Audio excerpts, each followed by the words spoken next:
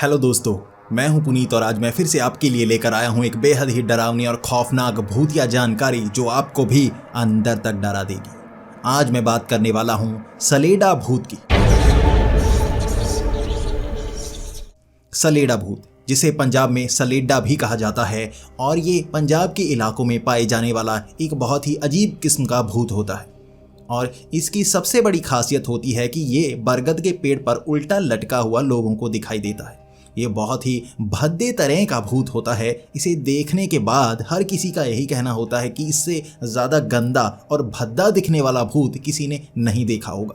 जैसे कोई सड़ी हुई लाश हो जिसका शरीर बेढंगा हो चुका हो, इस तरह का इसका शरीर होता है। इससे बहुत ज़्यादा बदबू आ रही होती है और ज़्यादातर ये बरगद के पेड़ के आसपास ही पाया जाता है। और इसकी ज़्यादातर कहानियाँ पुराने समय की ही आपको सुनने को मिलेंगी, क्योंकि इसकी एक खासियत है कि ये सुनसान जगहों पर ही पाया जाता है। और अब पंजाब के ज़्यादातर एरियाज़ जो हैं वो ज़्यादा डेवलप हो रहे हैं और वहाँ शहर और गांव ज़्यादा बस रहे हैं। लेकिन ये जो आपको मैं कहानी सुनाने वाला हूँ ये 40 से 50 साल पुरानी है। हरिंदर जी ने ये कहानी हमें भेजी है और वो इस समय विदेश में रहते हैं, लेकिन 40 से 50 साल पहले उनके साथ एक ऐसी डरावनी घटना घटी थी जिसे याद करके वो आज भी डर जाते हैं। और उन्होंने इंस्टाग्राम पर मुझे ये कहानी लिख भेजी है। अब हरिंदर जी गुरदासपुर के पास ही एक छोटे से गांव के रहने वाले थे। अब वहाँ वो अपने चाचा जी के साथ रहा करते थे। उनके पिता तो पठानकोट में रहा करते थे और वो भी पहले पठानकोट में रहते थे, लेकिन उनके पिता की मौत हो गई थी, जिसके बाद उसके चाचा ने ही उन्हें वहाँ पर बुला लिया था। उनकी उम्र उस समय 15 से 16 साल रही होगी और वहाँ वो खेतों में काम करने की इच्छा तो जाहिर करते, लेकिन उनके चाचा कह देते तुम्हें खेतों में जाने की ज़रूरत नहीं है। ये जो गुरदासपुर का एरिया है ये पाकिस्तान बॉर्डर के काफ़ी करीब आता है और यहाँ पर कई गांव ऐसे हैं जो बिल्कुल खाली खाली नज़र आते हैं। वहाँ बहुत ज़्यादा खेत हैं, लेकिन बिल्कुल वीरान जगह भी आपको बहुत ज़्यादा अब भी मिल जाएंगी। और ये जो मैं बात कर रहा हूँ ये 40 से 50 साल पहले की है। उस समय यहाँ पर ज़्यादातर वीरान इलाके हुआ करते थे। खुले बड़े बड़े खेत हुआ करते थे जहाँ बहुत ही कम किसान थे, उनके ज़्यादा बड़े बड़े खेत थे, वहाँ पर वो खेती किया करते और रास्ते बहुत लंबे हुआ करते। यानी कि दोपहर के समय भी अगर कोई चलता तो उसे दूर दूर तक कोई इंसान नज़र नहीं आता। और अब गुरदासपुर के इलाके के इस गांव में पहुंच आए थे हरिंदर भी। अब वो चाचा जी के साथ खेतों में काम करने की इच्छा जाहिर करते। उनका मानना था कि भले ही उनके पिता की मौत हो गई हो, लेकिन वो यहाँ पर मेहमान की तरह रहना नहीं चाहते। वो चाहते थे कि वो भी अपने चाचा जी के साथ हाथ बटाएं और चाचा जी चाहते थे कि वो पढ़ाई की तरफ ध्यान दें, वो 10वीं कर लें, उसके बाद यहाँ पर किसी न किसी टीचर की जॉब उन्हें मिल जाएगी। लेकिन हरिंदर का ज़्यादा ध्यान खेती में था। उनका शरीर तगड़ा हुआ करता था, वो चाहते थे कि वो भी एक किसान बने, वो नौकरी करना नहीं चाहते थे। लेकिन चाचा जी उनसे नौकरी करवाना चाहते थे कि वो अच्छी तरह सेट हो जाएं। उनके पिता को किया वादा वो पूरा करना चाहते थे। लेकिन हरिंदर का ध्यान अब किसानी में। अब चाचा जी मना करते रहे। उसके बाद हरिंदर के चाचा ने कह दिया था कि चलो थोड़ी बहुत खेती तुम कर सकते हो, लेकिन इन इलाकों में एक चीज़ का ध्यान रखना बहुत ज़्यादा ज़रूरी है। हमारे खेत जहाँ पर पड़ते हैं वहाँ कई बरगद के पेड़ हैं और लोगों को वहाँ पर सलेडा नज़र आता है। वहाँ सलेडा कई लोग देख चुके हैं और सलेडा कमज़ोर सा ज़रूर नज़र आता है, लेकिन ख़तरनाक बहुत होता है। अब हरिंदर इन बातों पर यकीन नहीं किया करते थे, क्योंकि पठानकोट के इलाके में खेत कम थे, वहाँ कुछ शहर हुआ करते थे, छोटे छोटे गाँव भी बहुत हुआ करते थे, ऐसे खाली इलाके वहाँ पर मौजूद नहीं थे। अब अपने चाचा जी की बात सुनकर हरिंदर तो कहने लगे थे कि मैं इन सलेडा या भूत पिशाचों पर यकीन नहीं करता। अब चाचा जी कहे जा रहे थे देखो ये जो सलेडा होता है ये बहुत ही खतरनाक किस्म का भूत होता है। ये तुम्हें दोपहर के वक्त भी दिख सकता है, दोपहर के वक्त भी सलेडा भूत हमला कर सकता है।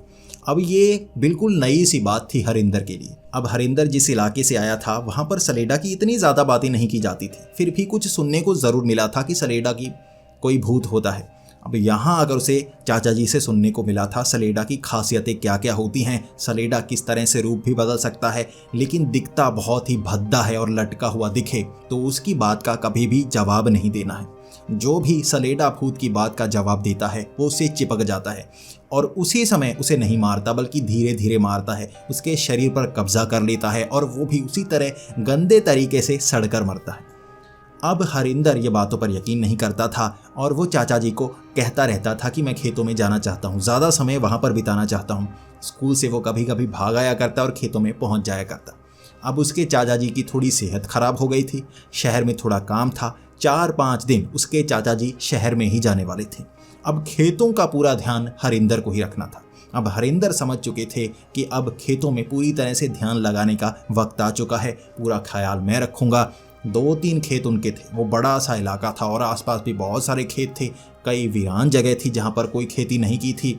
शमशान घाट भी वहाँ पर बने हुए थे। यहाँ छोटी छोटी नदियाँ भी बनी हुई थी, छोटी नदियाँ जिन्हें यहाँ पर सुए कहा जाता है, वो भी बहुत सारी बनी हुई थी।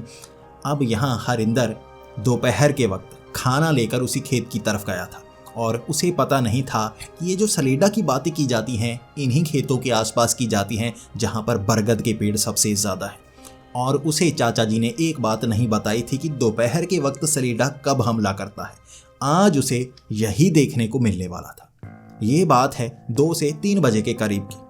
तब वहाँ बादल घिर आए थे और यहाँ अमूमन इस तरह बादल घिरते थे और वहाँ बहुत ज़्यादा तूफान चला करता, मिट्टी की हवाएं चला करती, जिसे तूफान यहाँ पर कहा जाता है। और इसी बीच छोटे छोटे बवंडर भी आते। ये बवंडर मिट्टी के बवंडर होते हैं, बड़े बड़े बवंडर नहीं, बस छोटे से कुछ मिट्टी को उड़ाते हैं, गोल गोल घूमते नजर आते हैं। ये खेतों में अक्सर नजर आते हैं। और यहाँ पर हरिंदर अपने खेतों में बैठा हुआ था।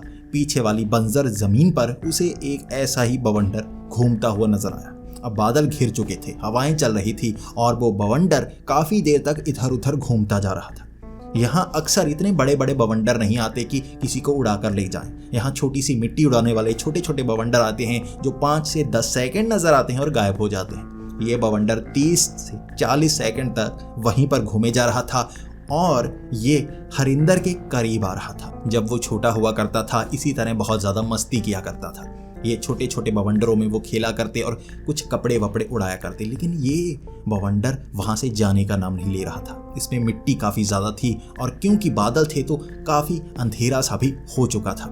अब ये बवंडर मिट्टी का उसके करीब आए जा रहा था। अब हरिंदर देख रहा था कि कब ये हटेगा, लेकिन धीरे धीरे उसने जो पलंग वहाँ पर लगाया हुआ था, वो लकड़ी का पलंग जो पंजाब में ज़्यादातर बनाए जाते हैं, वहाँ पर लेटा हुआ वो बवंडर उसके बहुत करीब आया। और जब वो बवंडर के अंदर आया तो उसका पलंग हिलने लगा।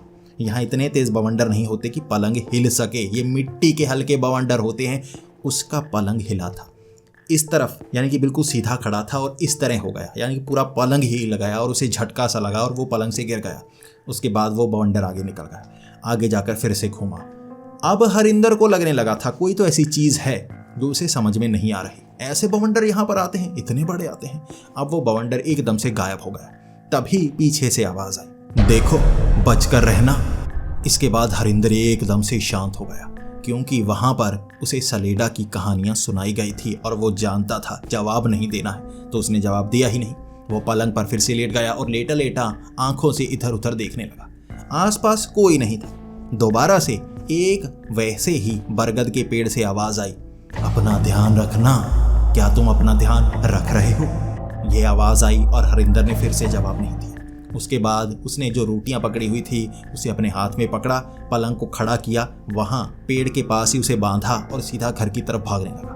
अब उसे समझ में आ गया था कुछ ना कुछ यहाँ पर जरूर है, लेकिन अब वो कर क्या सकता था। अब उस जमाने में चिट्ठियां भेजी जाती थी, कोई फोन नहीं हुआ करते थे। अब हरिंदर अपने चाचा जी को बुला भी नहीं सकता था, खेतों का ध्यान भी उसे रखना था। अब इसके बाद 2-3 घंटे वो घर में रहा, किसी को क्या बताता। आस पड़ोस के बाकी भी किसान थे, वो भी खेतों में जाया करते थे, उन्होंने भी ऐसी बातें बताई कि यहाँ इस तरह सलेडा नजर आते हैं, जवाब नहीं देना। अब उस रात भी उसे खेतों को पानी देना था। अब ये सबसे ज़्यादा परेशानी वाली बात, वहाँ जो नहरें, जो सुए बने हुए थे, ज़्यादातर पीछे से नहरों में रात के वक्त पानी छोड़ा जाता और रात के वक्त उन सुए में भी पानी आता और वहाँ पर मोड़ बनाए जाते ताकि हर खेत में पानी लग सके।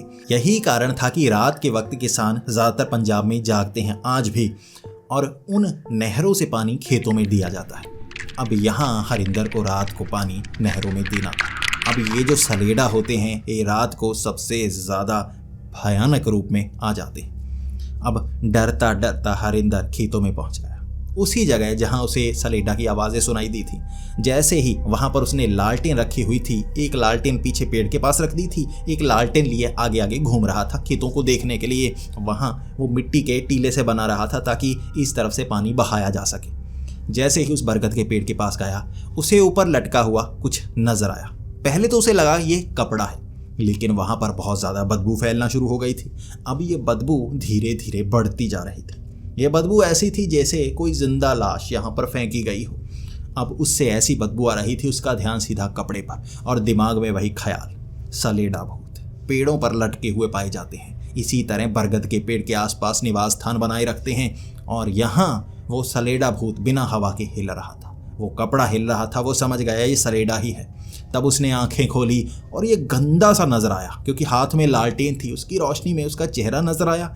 उसके चेहरे से जैसे तेल लटक रहा था। वो उल्टा जरूर लटक रहा था, लेकिन उसका शरीर आधा नंगा था और वो भी जला कटा सा, बहुत भद्दा। उसका मुंह ऐसा था जैसे कोई चीज़ पिघल गई हो ना, मुंह भी नीचे की तरफ लटक रहा था। बड़ा भद्दा और गंदी बदबू। वहाँ हरिंदर ने नाक पर उंगली तक रख ली थी और जैसे ही दूसरी तरफ घूमा, पीछे से आवाज़, कहाँ जा रहे? अब हरिंदर जवाब देने ही वाला था, तुम्हें क्या? वो गुस्सैल था और ये जवाब देना चाहता था, लेकिन आवाज़ मुंह में ही रोक ली, क्योंकि वो जानता था जवाब नहीं देना है। जवाब देने के बाद सलेडा चिपक जाता है। अब हरिंदर आगे की तरफ बढ़ निकला। वो थोड़ा सा आगे और गया था और पीछे से वो आवाज़ें आती रही, मैं तो इस पेड़ पर ही हूँ, जवाब तो तुम्हें देना ही होगा, कब तक भागते रहोगे?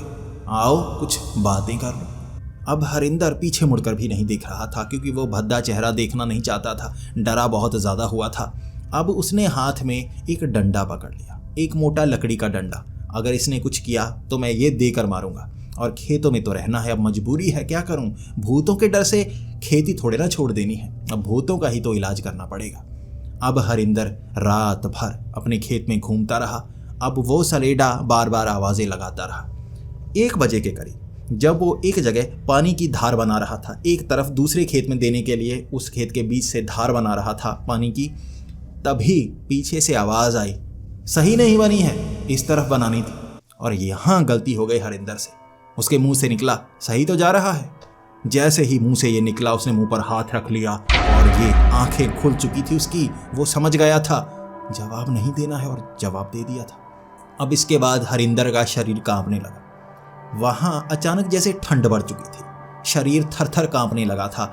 ठंड बढ़ती जा रही थी, पाँव उसके पानी में थे और ये ताज़ा पानी था, ज़्यादा ठंडा नहीं होता। ये पानी भी उसे ठंडा लग रहा था। अब उसने जल्दी से खेतों से पैर बाहर निकाले, उस बरगद के पेड़ के ऊपर देखा। अब वो सवाल नहीं पूछ रहा, लेकिन वहाँ वो सलेडा मौजूद नहीं था। अब उसके शरीर से वो बदबू आने लगी थी, उसकी बगलों से वैसी ही गंदी सड़े हुए मांस की बदबू।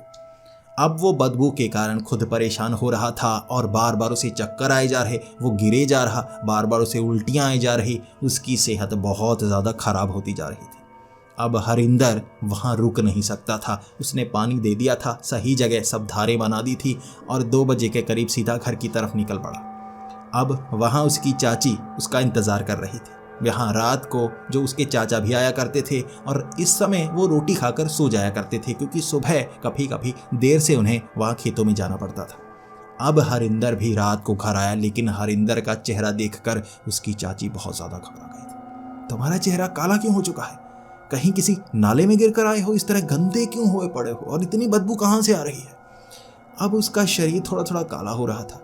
अब उसका मांस थोड़ा सा लटक रहा था। शरीर की चमड़ी बहुत ज़्यादा चमकीली हो गई थी, जैसे शरीर से तेल निकल रहा था और उस तेल से बदबू बहुत ज़्यादा गंदी। यहाँ उसकी चाची को समझने में समय नहीं लगा। जवाब दिया था, चाची ने कहा, जवाब दिया था। अब हरिंदर ने नज़रें झुकाकर कह दिया, हाँ गलती से जवाब दिया था मैंने। अब वो रात हरिंदर की सबसे डरावनी रात थी। पूरी रात डरावने डरावने सपने। वो 5 मिनट के लिए जागता, बहुत ज़्यादा डरा हुआ होता।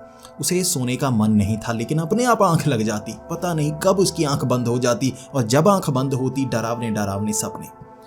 सुबह जल्दी हो गई थी, क्योंकि वो 2 बजे आया था। 6 बजे वहाँ सूरज चढ़ चुका था और उसके बाद उसका शरीर कमज़ोर और गंदी बदबू कमरे से, उसके शरीर से, उसका चेहरा बदला बदला सा लग रहा था। आंखें बहुत ज़्यादा लाल हो गई थी, जैसे कोई रिएक्शन हो गया हो। उसकी नाक फूली फूली थी। उसके चमड़ी पर काले काले निशान पड़ चुके थे। शरीर पर नील के निशान थे, जैसे किसी ने बहुत ज़्यादा पीटा हो। ऐसे निशान शरीर पर बने हुए थे। उसकी चाची बहुत ज़्यादा घबराई। अब आस पड़ोस के लोगों को इकट्ठा किया। अब सब जान चुके थे कि यहाँ पर गड़बड़ तो हुई है। सलेडा भूत की कहानियाँ यहाँ पर सुनाई जाती हैं और इसके साथ वैसा ही हो रहा है जैसे वहाँ पर बूढ़े बुजुर्ग कहा करते हैं कि सलेडा जब भूत असर करता है तो ऐसा होता है, वैसा हो रहा था। अब वो सोचने लगे करें तो करें क्या, क्योंकि सलेडा भूत से बचना बहुत ज़्यादा मुश्किल होता है। सलेडा भूत इस तरह शरीर को निवास स्थान बना लेता है कि उसे छोड़ता आसानी से नहीं, और वो दोपहर को भी नजर आता है, रात को भी नजर आता है। अब उस पर असर पूरा दिन करता रहेगा। उसका शरीर कमज़ोर होता जा रहा था, भूख लग नहीं रही थी, खा पा नहीं रहा था, उल्टियाँ आए जा रही थी, अब पानी पीना भी बहुत ज़्यादा मुश्किल। उसके बाद वो क्या करते, वहाँ वो किसी तांत्रिक बाबा को ढूंढने लगे थे जो इलाज करवा पाए। अब उन्हें ऐसा कोई बाबा भी नहीं मिल रहा था। उस एक दो गांव जो आस पड़ोस में थे वहाँ भी ऐसा कोई बाबा मौजूद नहीं था। इसके बाद बड़ी मुश्किल से उन्हें किसी तीसरे गांव में एक ऐसा बाबा मिला जो ऐसे भूत प्रेत का निवारण किया करता था। अब उस बाबा ने घर में पूजा पाठ करवाया। उसके बाद उसके सर से वो भूत उतारा गया। वो गंदी बदबू 2 दिन बाद उसके शरीर से गई थी और वो सलेडा उसी बरगद के पेड़ पर दोबारा नजर आने लगा जो उसके शरीर से जैसे चिपक गया था। अब उसके बाद हरिंदर उन खेतों में दोबारा जाता। उसके बाद वैसी ही आवाज़ें उस बरगद के पेड़ से आती और वो कभी जवाब नहीं देता। 3 महीने बाद जब उसके चाचा जी बहुत ज़्यादा घबरा गए थे कि कभी भी हरिंदर जवाब दे सकता है और बच्चे भी फंस सकते हैं, तो वहाँ उस बरगद के पेड़ को काटने की योजना बनाई गई थी, लेकिन वो भी काटा नहीं गया था, काटा ही नहीं जा रहा था। बरगद का पेड़ बहुत ज़्यादा फैला हुआ होता है, उसे काटने के लिए बहुत लंबा समय लगता है। लेकिन उन्होंने एक तरीका ये निकाला कि वहीं पर एक छोटा सा मंदिर का निर्माण कर दिया आसपास, और उसके बाद से वो सलेडा वहाँ नजर आना बंद हो गया। अब उस बरगद के नीचे भी दिए जलाए जाने लगे और उसे भी कुदरत का हिस्सा मानकर ये कहा जाने लगा कि कुदरत ही हमें बचाएगी, कुदरत देवी हमें ऐसे सलेडा से बचाएगी। और उसके बाद से वो सलेडा कभी नज़र नहीं आया, लेकिन आसपास के गांव में बरगद के पेड़ों पर लोगों को वैसे सलेडा नजर आते रहे। धीरे धीरे वहाँ पर गाँव में और भी घर बनने लगे और उन खेतों के आसपास भी मोटरें लगने लगीं उसके कई सालों बाद, और वहाँ भी लोग रहना शुरू हो गए। और ये सलेडा भूत की कहानियाँ उसके बाद धीरे धीरे गुम होती गई। हरिंदर ने यही लिखा है कि हमारे ज़माने में सलेडा भूत की कहानियाँ बहुत ज़्यादा होती थी।